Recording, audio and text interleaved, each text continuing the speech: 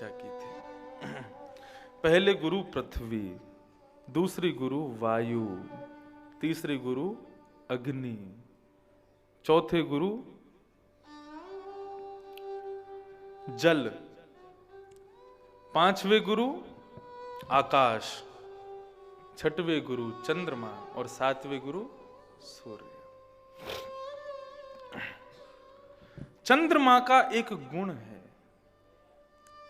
चंद्रमा के बारे में भगवान दत्तात्रेय कह रहे हैं,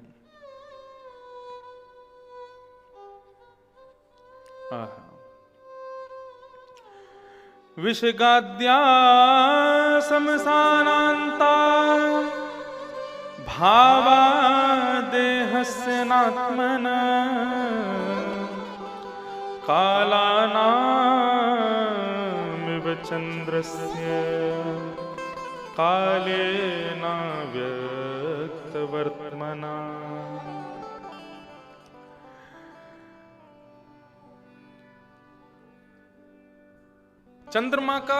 चंद्रमा को गुरु बना के मैंने क्या सीखा? पूरी यादनाश्री।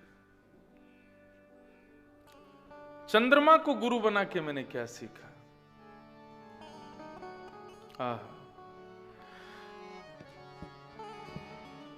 अमावस्या को अदृश्य होता है और ठीक उसके अगले दिन से चंद्रमा पूर्ण अपने रूप की ओर प्रस्तुत होने लग जाता है। पूर्णिमा के दिन पूर्ण रूप में आ जाता है और पूर्णिमा के बाद फिर क्षीण होने लग जाता है। तो चंद्रमा का अदृश्य होने से लेकर के पूर्णिमा तक का जो रूप है, ये हमारा कौन सा रूप है? मां के गर्भ में जब हम जाते हैं तो एक तिल के समान बालक मां के गर्भ में प्रवेश करता है पहले दिन, और फिर धीरे धीरे धीरे धीरे उसके हाथ बनने शुरू होते हैं, नाक बनने शुरू होती है, आंख बनने शुरू होते हैं, कान निकलते हैं, पैर निकलते हैं, पूरा अंग निकलता है। उसके बाद फिर वो बालक जन्म लेता है, धीरे धीरे बाल अवस्था में पहुंचता है, पौगंड अवस्था में पहुंचता है, युवा अवस्था में पहुंचता है, धीरे धीरे धीरे वृद्धता को पहुंचने लग जाता है। तो युवा अवस्था है पूर्णिमा। मां के गर्भ में एक तिल के समान पहुंचने से लेकर के युवावस्था तक, ये हमारी वो स्थिति है जो प्रथम दिन के चंद्रमा से लेकर के पूर्णिमा के चंद्रमा का स्वरूप होता है। बहुत ध्यान से सुनिएगा। और युवावस्था के बाद ब्याह आदि हो गए, बालक आदि हो गए, उसके बाद में क्या होता है? धीरे धीरे धीरे फिर वृद्धावस्था को, आंखों पे पड़ेगा जाला, नाक से बहेगा नाला, लाठी से पड़ेगा पाला, जरा जिंदगानी का, धीरे धीरे शिथिल होने लग जाओगे। पहले 4 लोग कोने में बैठ के बात कर रहे हैं तो आपको पता चल जाता था कि मेरे बारे में बात हो रही है। और अब कोई ऊंचे स्वर में भी बुलाता, अरे भैया सुनो, अच्छा आपने बुलाया क्या? सुना ही नहीं दिया मुझे। क्यों? धीरे धीरे अब शिथिलता आ रही है, शिथिल। और धीरे धीरे धीरे धीरे वृद्धता को पहुंचते हुए हम मृत्यु को प्राप्त हो जाते हैं। ये चंद्रमा के संपूर्ण 30 दिन के आकार हमारा संपूर्ण जीवन का दर्शन करा देता है। लेकिन आपने एक चीज खोजी, चंद्रमा का आकार छोटा बड़ा पूर्ण अदृश्य होता है, लेकिन उससे चंद्रमा अदृश्य नहीं होता।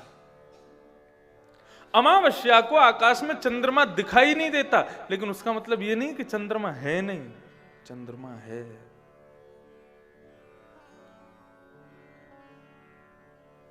चतुर्थी को चंद्रमा यदि तिरछा दिखाई दे रहा है तो इसका मतलब यह नहीं कि चंद्रमा केवल उतना ही है, बाकी के गोलाकार में भी चंद्रमा है, लेकिन वो दिख नहीं रहा है। क्या समझे इस बात से? दत्तात्रेय कहते हैं शरीर का बड़ा होना, मोटा होना, पतला होना, युवान होना, बाल होना, वृद्ध होना, मृत्यु को प्राप्त होना, ये सब शरीर के लक्षण हैं, आत्मा के लक्षण नहीं है। मां के गर्भ में जब एक तिल के समान हम पहुंचे थे, उस समय भी आत्मा पूर्ण रूप में थी। वृद्ध होकर के मृत्यु शैया पर हम लेट जाते हैं, उस समय भी आत्मा पूर्ण रूप में रहती है, उस पर कोई उसका असर नहीं होता। मैंने चंद्रमा को गुरु बना करके सीखा कि भाई शरीर की ज्यादा चिंता मत करो, क्योंकि शरीर तो घटता बढ़ता रहेगा, चिंता करो आत्मा की। वो आत्मा कभी भी घटती बढ़ती नहीं है, उसके ऊपर किसी भी प्रकार का कोई असर नहीं होता है।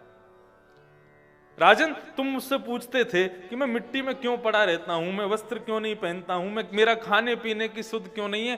क्यों? क्योंकि मैं चंद्रमा से मैंने गुरु बना करके ये सीखा कि शरीर की चिंता करने से कोई लाभ नहीं है, चिंता आत्मा की करो, क्योंकि आत्मा पर काल का प्रभाव नहीं होता। ये मैंने चंद्रमा से सीखा। चंद्र को गुरु बनाया। कला नामीव चंद्रस्य, ये जो कलाएं बदलती हैं चंद्रमा की, ठीक उसी प्रकार कलाएं बदलती हैं हमारे शरीर की, लेकिन उससे आत्मा पर उसका कोई असर नहीं होता।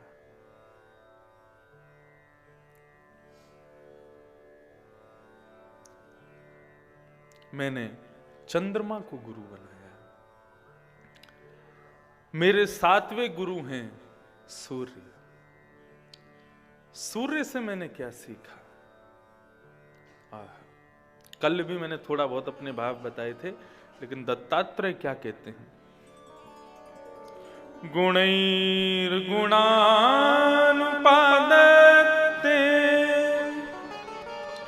यथा कालम विमुञ्चति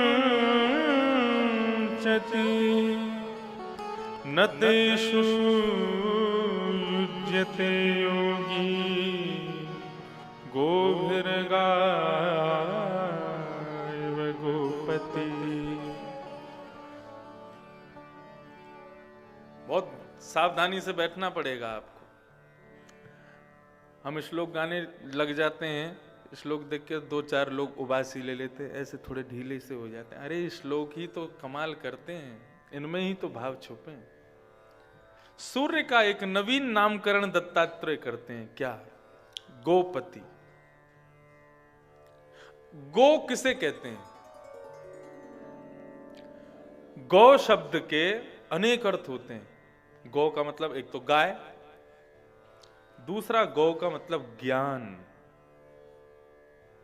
तीसरा गौ का मतलब प्रकाश। गौ हमारी इंद्रियों को भी कहा जाता है। इंद्रियां मतलब आंख, नाक, जीभ, कान, त्वचा, हाथ, पैर, गुप्त इंद्रिय, ये सब गौ हैं। तो सूर्य को क्या कहा गया? बोले गोपति, यानी कि गो यानी प्रकाश, पति माने उनका स्वामी, प्रकाश का जो स्वामी है वो है गोपति। सूर्य को गुरु बनाकर के मैंने सीखा कि सूर्य की प्रक्रिया क्या होती है। सूर्य खूब भयंकर तेजोमय होकर के 8 महीने तक पृथ्वी के जल को खींचता है। 8 महीने तक सूर्य पृथ्वी के जल को अपनी ओर खींचता है। इतना भयंकर तपा देते हैं पृथ्वी के जल को कि वो वेपर्स बनकर के आकाश में उड़ने लग जाता है, और आकाश में लेकर के उसको बादल के रूप में संग्रह कर देता है। और संग्रह करने के बाद जितना पृथ्वी से लिया उससे 1 गुना ज्यादा करके पृथ्वी पर पुनः बरसा देता है।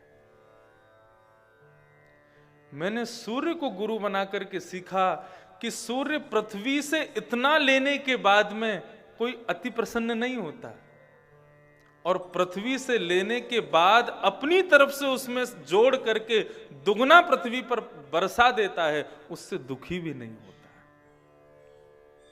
एकाकार रहता है। समझ में आ रही है बात? मैंने सूर्य को गुरु बना करके सीखा, खूब ले लो, और दुगना करके खूब दे दो। ये मैंने सूर्य से सीखा। अपने पास अति संग्रह मत करो, रखो मत। ये एक सूर्य का गुण है। और इसमें भी श्रेष्ठ बात यह है, पूज्य पिताजी महाराज अपनी कथा में गाया करते हैं, सुख में फूलो मती, दुख में भूलो मती, प्राण जाए मगर नाम भूलो मती, मुरली वाले को मन से रिझाते चलो, कृष्ण गोविंद गोपाल गाते चलो। सुख में फूलो मती। हमें बहुत सुख प्राप्त हो जाता है तो महाराज आदमी से आदमी नहीं बोलते फिर हम। इंसान कहे कि मैं बड़ा तो धरती पर तू क्यों खड़ा। ये धरती पे भी भार क्यों बन रहा है, उड़ता रहे आकाश में। तू बड़ा है तो फिर उड़, धरती पे भी भार मत बन। इंसान कहे कि मैं बड़ा तो धरती पर तू क्यों खड़ा। और यदि धरती कहे कि मैं बड़ी तो शेष के सर पर क्यों पड़ी। पृथ्वी शेष नाग के सिर के ऊपर तिल के समान है। न कंपयंती के शिरो निशम्यतावकम यशः। भगवान ने सर्पों के कान नहीं बनाए। क्यों नहीं बनाए? क्योंकि जब आप लोग यहां कथा सुनते हो, भगवत चर्चा सुनते हो, तो भगवत चर्चा में कोई बात अच्छी लगती है तो क्या होता है, सिर हिलाते हैं हम लोग। हाँ सही बात है। बोले जो भी भगवत चर्चा सुनता है सिर हिलाता है। और बोले कहीं ये भगवत चर्चा सांपों ने सुन ली तो वो भी सिर हिलाएंगे। और उसमें भी अगर शेषनाग ने सुन ली तो जिसके सिर पर तिल के समान पृथ्वी है, उसने यदि सिर हिला दिया तो नूतन प्रलय हो जाएगा, डामाडोल पृथ्वी नष्ट हो जाएगी। इसलिए भगवान ने सर्पों के कान ही नहीं बनाए। तो इंसान कहे कि मैं बड़ा तो पृथ्वी पर तू क्यों खड़ा। पृथ्वी कहे कि मैं बड़ी तो शेष के सर पर क्यों पड़ी। शेष कहे कि मैं बड़ा तो श्री शंकर के गले में क्यों पड़ा। और शंकर जी कहें तो मैं बड़ा हिमालय पे जाके क्यों बसा। और यदि ये हिमालय कहे कि मैं बड़ा तो रावण के डर से क्यों खलबला। आपको पता है रावण ने डरा दिया था हिमालय को। अपने विमान में बैठ करके रावण जा रहा था, तो जैसे ही कैलाश की चोटी आई तो कैलाश के ऊपर से कोई विमान जा नहीं सकता। विमान ने कहा महाराज थोड़ा रूट डाइवर्ट करके जाना पड़ेगा। बोले क्यों? सामने कैलाश पर्वत है, इसके ऊपर से विमान निकलना निषेध है। रावण बोला कैलाश को कहो मार्ग अपना बदले, वो उठ के कहीं और बैठे, हम तो यहीं से जाएंगे। बोले महाराज ये असंभव है। बोले नीचे उतरो। नीचे उतरे महाराज। रावण बलवान था, उसने जाकर के कैलाश की जड़ को उखाड़ लिया और उखाड़ करके ऊपर उठा के दूसरी जगह ले जाने लगा। ऊपर बैठे हुए भगवान शिव ने कहा भाई ये क्या हो रहा है। पार्वती जी बोली क्या हुआ। बोले कुछ नहीं, हमारा शिष्य आया है। रावण कैलाश को उठा के दूसरी जगह रख रहा है। बोले प्रभु इतना बलवान। बोले हाँ बल तो है, लेकिन रुको अभी इसका बल दिखाते हैं। ठाकुर जी ने केवल, शंकर जी ने अपना पैर नीचे करके कैलाश की चोटी पर केवल अपना अंगूठा छुपाया। जैसे ही अंगूठा छुपाया महाराज चीख निकल पड़ी, रावण की भुजाएं फटने वाली हो गई। तुरंत उसने कैलाश को यथावत स्थान पर रख दिया। बोले कौन बलवान आया है कैलाश के ऊपर। तब सबने कहा बोले महादेव रुद्र आए हैं। तुरंत चोटी पर पहुंचा और भगवान शिव को अपना गुरु बना लिया। बोले आप मेरे गुरु बन जाओ, आप बहुत बलवान। तो यदि हिमालय कहे कि मैं बड़ा तो रावण के डर से क्यों खलबला। और रावण कहे कि मैं बड़ा तो बाली की कांख में क्यों दबा। रावण का एक नियम था, उसको दिखाई देता था कि ये बलवान है या ये पराक्रमी है, ये शक्तिशाली, उसी से पंगा लेता था। और उसको हरा के अपना मित्र बना लेता था, और यदि हार जाता था तो उसको गुरु बना लेता था। उसने कहा सबको जीत लिया मैंने, बानरों में सबसे ज्यादा फुर्ती होती है, सबसे ज्यादा चतुराई होती है, सबसे ज्यादा बलवान भी बानर होते हैं, और उनमें सबसे ज्यादा, क्योंकि इसको किसी ने कहा था कि तुम्हारी अंत का कारण बानरों की सेना बनेगी, तो इसने कहा बानरों को मित्र बना लें तो फिर हमारा अंत होगा ही नहीं। तो पूछा कि महाराज सबसे ज्यादा बलवान बानर कौन है? बोले बानर राज बाली। बाली का एक नियम था, वो समुद्र में प्रवेश करके और वहां संध्या किया करते थे, और समुद्र में संध्या करने के बाद में फिर उसके बाद पृथ्वी की परिक्रमा करते थे। पृथ्वी की परिक्रमा करने के बाद सूर्य को प्रणाम करने जाते थे, और तत्पश्चात लौट करके अपने घर को आते थे। ये उनका क्रम था। रावण पहुंच गया महाराज बाली को परास्त करने के लिए। समुद्र में खड़े होकर के बाली संध्या कर रहा था, इतने में ही रावण पहुंचा। तो बानर का पता नहीं, आंखें तो आगे होती हैं लेकिन उसको पीछे से आभास हो जाता है कि कोई आ रहा है। हम तो वृंदावन में रहते हैं, हमें बानरों की एक एक चीज पता है। आपके चलने की हवा से उसको पता चल जाता है कि पीछे से कोई आ रहा है।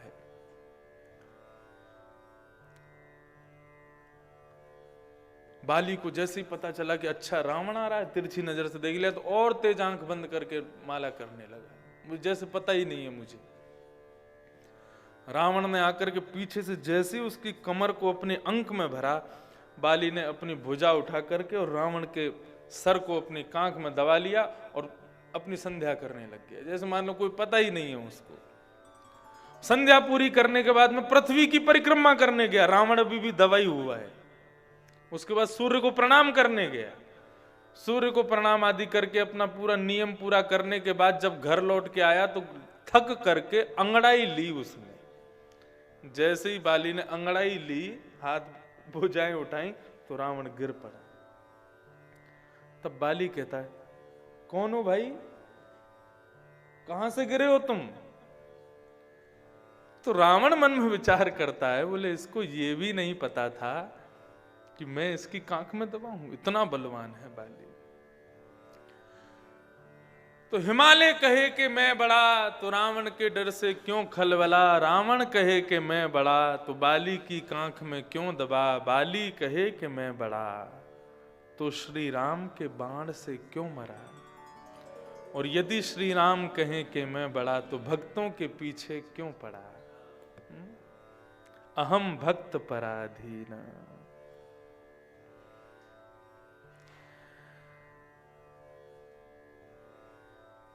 सुख में फूलो मती, दुख में भूलो मती। दो प्रकार के लोभ होते हैं।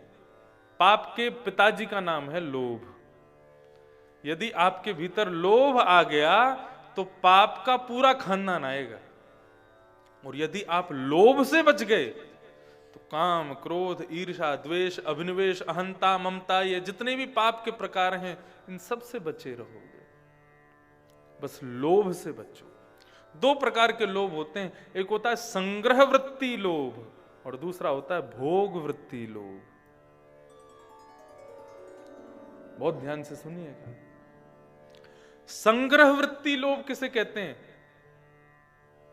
खूब कमा करके, खूब रख करके, उसको कहीं गाड़ के छुपा के रख देना, उसको कहते हैं संग्रह वृत्ति लोभ। खर्च ना करना। बहुत है लेकिन निकालते नहीं है, उसको कहते हैं संग्रह वृत्ति लोभ। और भोग वृत्ति लोभ किसे कहते हैं? कमा के तुरंत अपने ऊपर खर्च करा के सब बिल्कुल बराबर कर देना, इसको कहते हैं भोग वृत्ति लोभ। और ये दोनों लोभ ही पाप को जन्म देते हैं।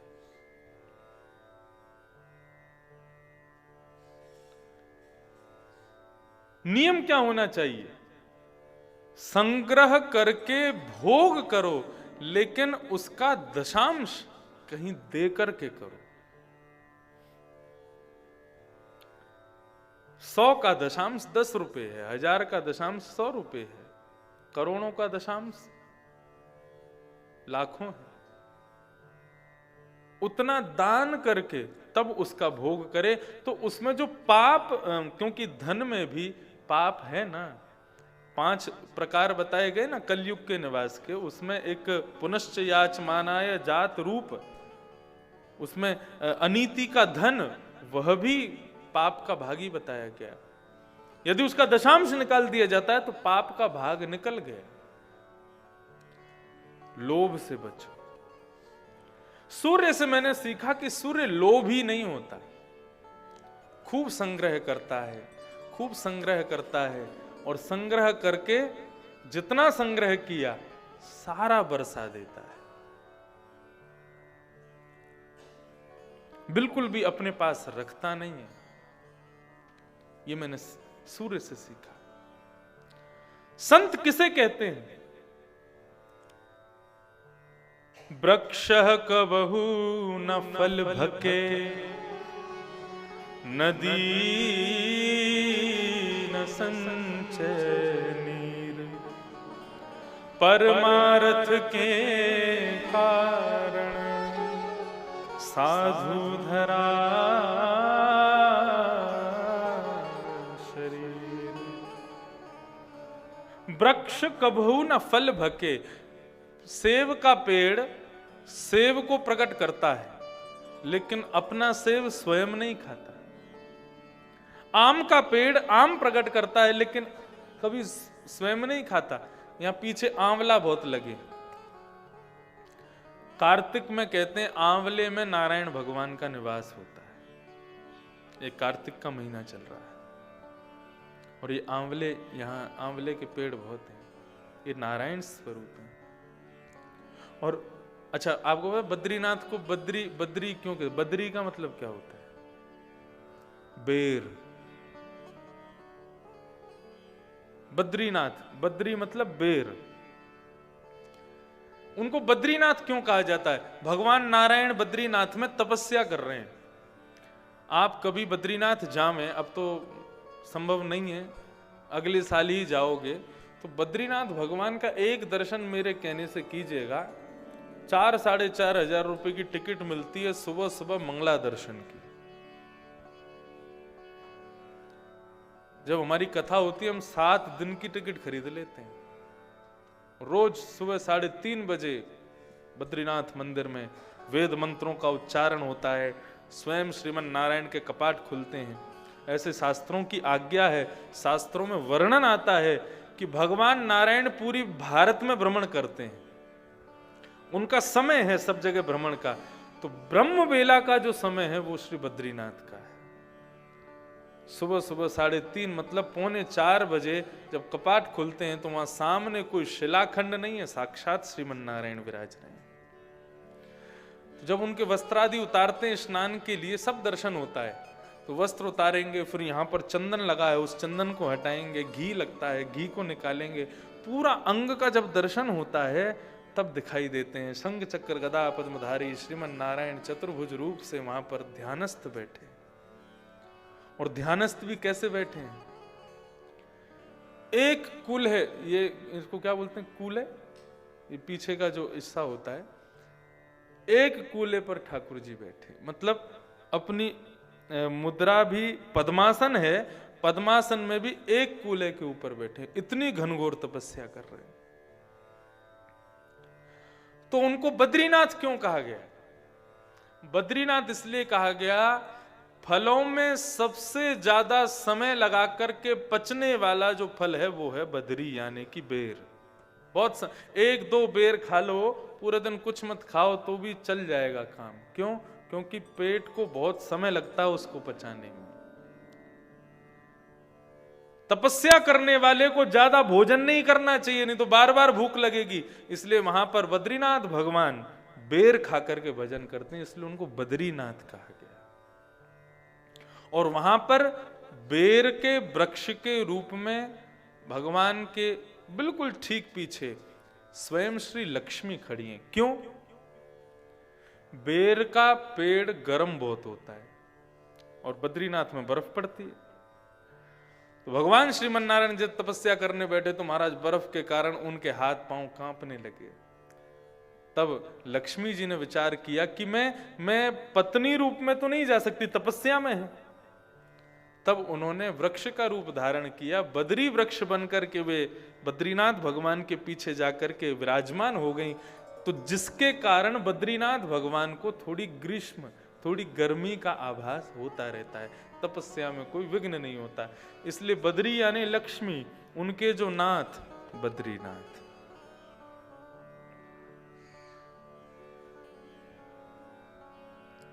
एक और नाम कहते हैं बद्री विशाल, एक विशाल नाम के राजा हुए।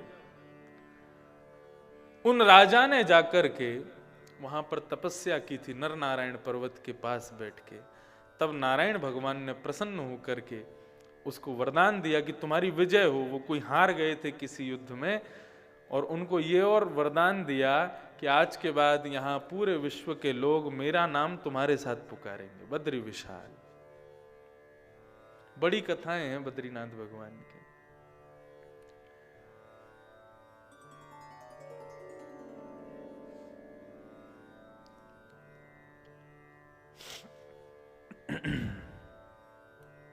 तो सूर्य से मैंने क्या सीखा कि संग्रह की बहुत प्रसन्नता मत रखो, जितना आवे उतना दे दो। ये मैंने सूर्य से सीखा। ले लो और दे दो, बस। सातवें गुरु के रूप में मैंने सूर्य को स्थापित किया, और सूर्य के बाद मैंने गुरु बनाया कपोतो, कबूतर को। मैंने कबूतर को अपना गुरु बनाया।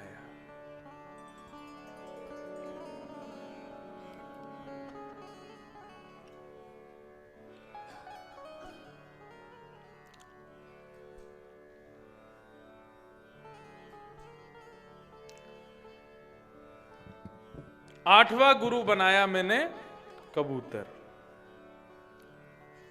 कबूतर से क्या सीखा? बहुत सावधानी से सुनो। एक कथा यहां पर सुनाई गई। एक कबूतर अपने परिवार के साथ घोंसले में रहता था। उसकी पत्नी, 2-4 बालक एक घोंसले में प्रेम से निवास करते थे।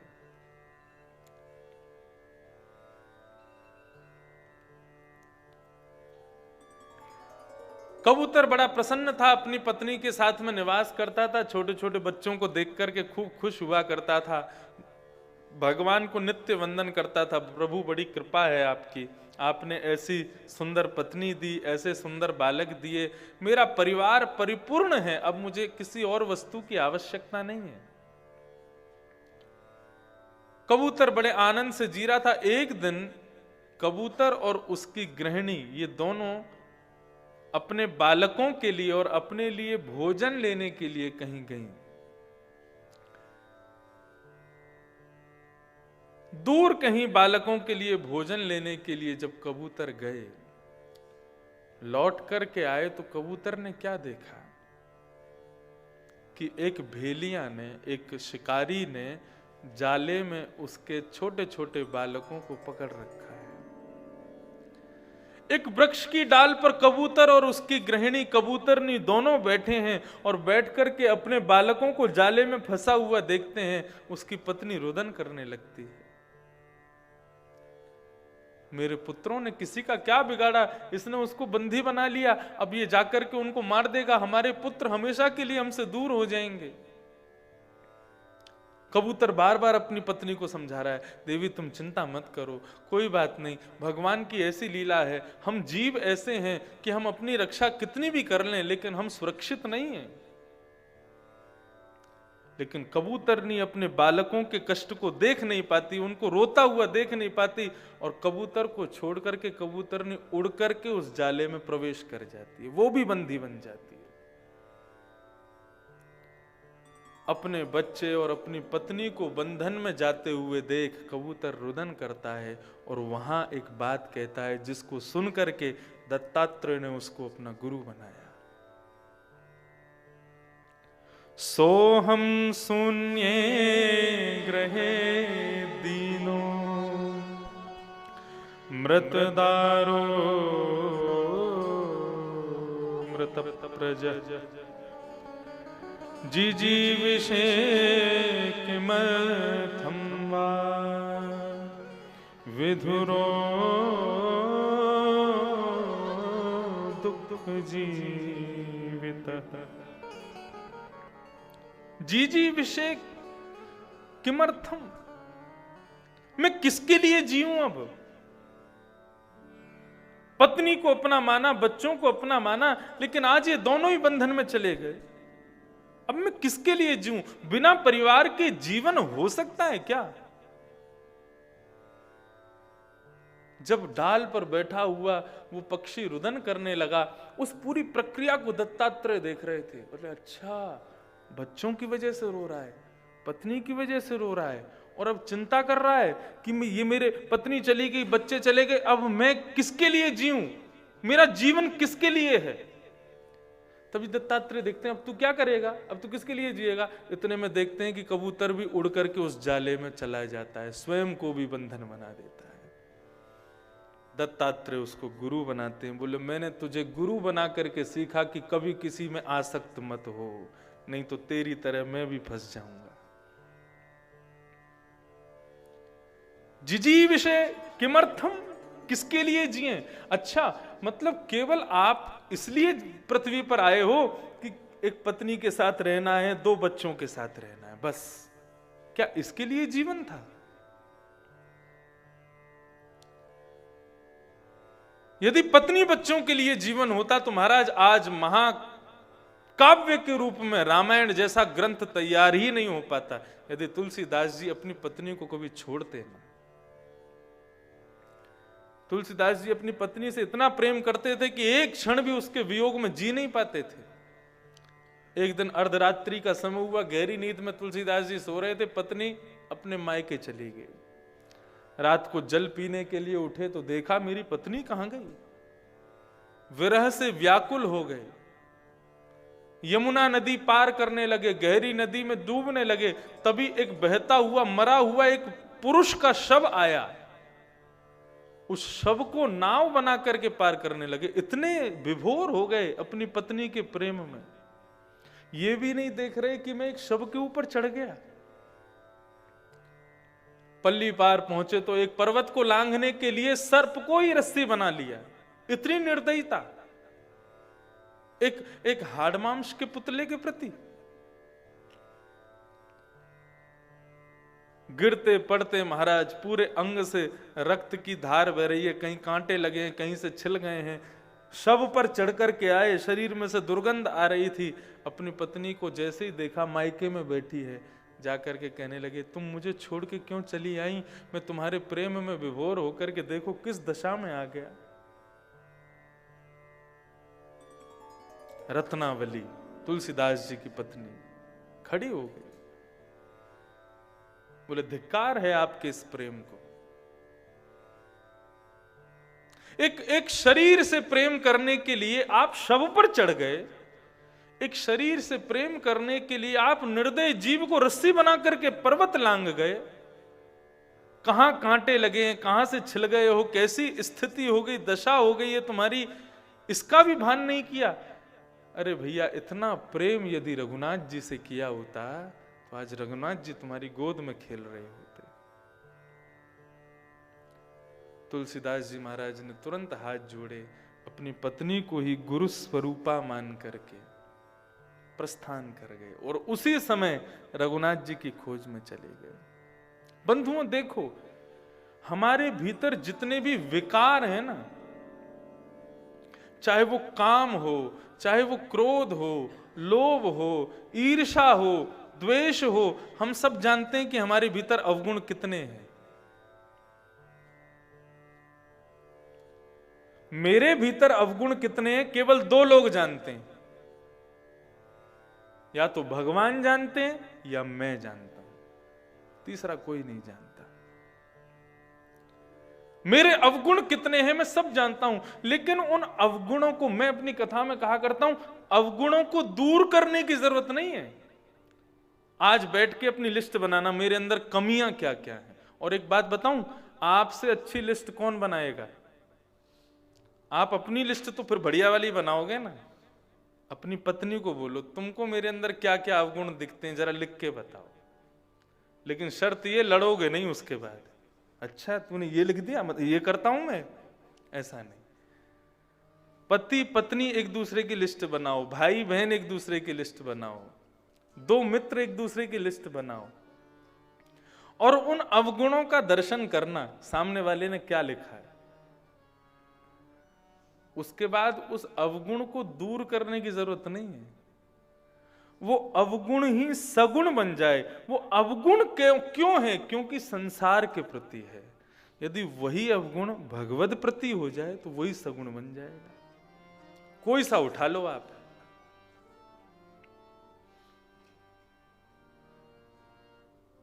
क्रोध यदि संसार के प्रति है तो पाप का भागी बनाता है, और वही क्रोध यदि भगवान के प्रति हो जाए वही भक्ति बन जाएगा।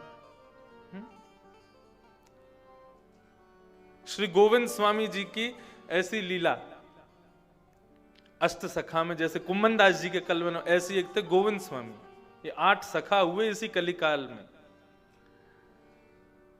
तो गोविंद स्वामी ठाकुर जी को पद सुना रहे थे, ठाकुर जी का श्रृंगार कर रहे थे गोसाई जी। तो पद सुनाते सुनाते ठाकुर जी खेलते हैं अपने भक्तों के साथ, तो देखे गोविंद स्वामी खड़े होकर के पद गा रहे हैं। ठाकुर जी ने एक मोती उठाया, जैसे ही गोसाई जी की नजर इधर उधर पड़ी, सो मोती फेंक करके गोविंद स्वामी को मारा। गोविंद स्वामी के यहां पड़ा, सोई महाराज गुम्माटा फूल गया यहां माथे पर। गोविंद स्वामी बोले रुक जा, तो बताऊं अभी लाला, नंद के छोरा तू हमारे संग खेल है। तो वही मोती गोविंद स्वामी ने उठाया और जैसे ही ठाकुर जी की तरफ मारा तो गोसाई जी ने देख लिया। बोले ऐसी धृष्टता करते हो गोविंद स्वामी, हमारे लाल जी को मार रहे हो। बोले तेरो लाल जी हमारे माथे फुला दे तो हम कछु ना करें, हम मार दें तो दिक्कत है। ऐसी गोविंद स्वामी जी के संग प्रेम भरी लीला करते थे श्रीनाथ जी। एक बार गोविंद स्वामी कदम खंडी आज भी है गोवर्धन में, वहां ठाकुर जी दाल बाटी खाने पहुंच गए। और दाल बाटी खाने कैसे पहुंचे? एक झाड़ू लगाने वाले के कंधे पे बैठ के पहुंचे। लेकिन गोविंद स्वामी पवित्रता का बड़ा ध्यान रखते हैं। बोले भाई कोई ऐसे व्यक्ति से छुबो मत, ऐसे व्यक्ति से मिलो मत। ठाकुर जी उस झाड़ू लगाने वाले के कंधे पे बैठ के जा रहे थे। थोड़ी दूर जैसी कदम खंडी आने लगी गोविंद स्वामी की, ठाकुर जी बोले सुन अब तू आगे मत जाइयो, नहीं तो गोविंद स्वामी तुझको छोड़ेंगे नहीं, तू यहीं खड़ा हो जा और तेरे लिए बाटी मैं ले आऊंगा। ठीक है प्रभु। ठाकुर जी गए, अब वहां जाकर के गोविंद स्वामी कदम खंडी में, और कंडे की आग में, आप लोग नहीं खा पाए होंगे कभी शायद, हैं? दिल्ली आदि शहरों में तो महाराज उसमें बनती हैं बाटी, क्या वो है ओवन में बनाते हैं और जाने क्या क्या। लेकिन बाटी कैसे बनती है पता है? कंडे होते हैं, कंडे में आग लगा दो और फिर बाटी बना के उनमें रख दो। हाँ, फिर बढ़िया बढ़िया उसमें बाटी में थोड़ी सी राख लगी हो, थोड़ी सी कंडे की थोड़ी सी गंध हो, फिर उसको फोड़ के उसमें घी डाला जाए, तब आता है स्वाद। आया मुंह में पानी? हमारे ब्रज में अब शुरू हो जाएंगे महाराज, सर्दी का महीना आ गया, बाजरे की रोटी मोटी मोटी बढ़िया चूल्हे की, उसमें घी भर के मक्खन भर के, और सिकारा चटनी बनती है एक ब्रज में, लाल चटनी, उससे खाओ कढ़ी के साथ।